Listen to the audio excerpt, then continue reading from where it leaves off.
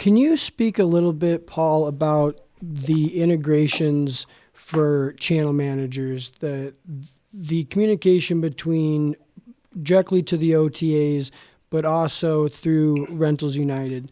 It's a little Yeah. bit off script, but just to speak that, No. I think that's difficult. So I am on the business development, the sales side of everything. I Yeah. oversee that department.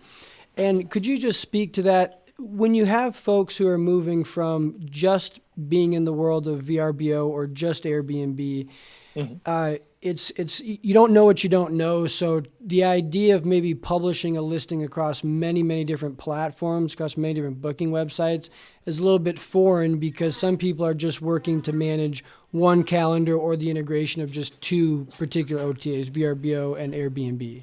Yeah. It's a great question, right? And it's something that as a property management company matures, that they have to take into account what does my distribution look like and why do I need to be distributed, right? Like we hear this all the time that folks will come to Guesty and they'll only be on Airbnb and they'll say, well, Airbnb we're getting 90% occupancy through Exactly. Airbnb, so why should I distribute onto a VRBO or even go to a Rentals United, which distributes to a lot of smaller channels? And kind of what we always cite is the fact that one, you may be getting 90% occupancy from Airbnb, but are you actually maximizing your ADRs, your average daily rates, as a result of being single threaded onto a channel?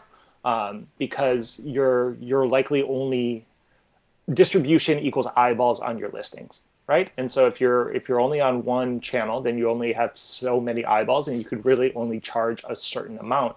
Versus if you were able to double or triple the amount of eyeballs on your listing across multiple different channels, then your booking windows become larger, right? So you're booking 30, 60, 90 days out, which is common on VRBO, and you're getting higher ADRs because those booking windows are at their max, right? So you're not necessarily filling occupancy with low ADR rates.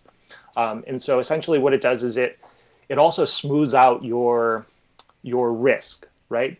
Where if something were to happen with an OTA channel like Airbnb, Exactly. and they made a decision that somebody falsely claimed that there was a camera in one of the units, Airbnb will take that claim very seriously, and they will act, Absolutely. and they will look to shut down your listings until the issue is resolved. So now, if you're only single threaded in Airbnb, your business is at a standstill versus being able to distribute across multiple different channels. When you're to get back to your another point of your question, where you're asking about kind of there's the primary OTAs, which I've cited, the Yes. Airbnb, Booking, Expedia, VRBO, and then there's Rentals United, which is a channel manager, and where what Rentals United does is that in addition to the primary kind of OTAs that it has integrations with, it also enables integrations into smaller, more niche type of booking platforms. And something that Guesty has realized over the course of the last 2 to 3 years is that these smaller OTAs really do drive a lot of occupancy and a lot of value to the property management companies.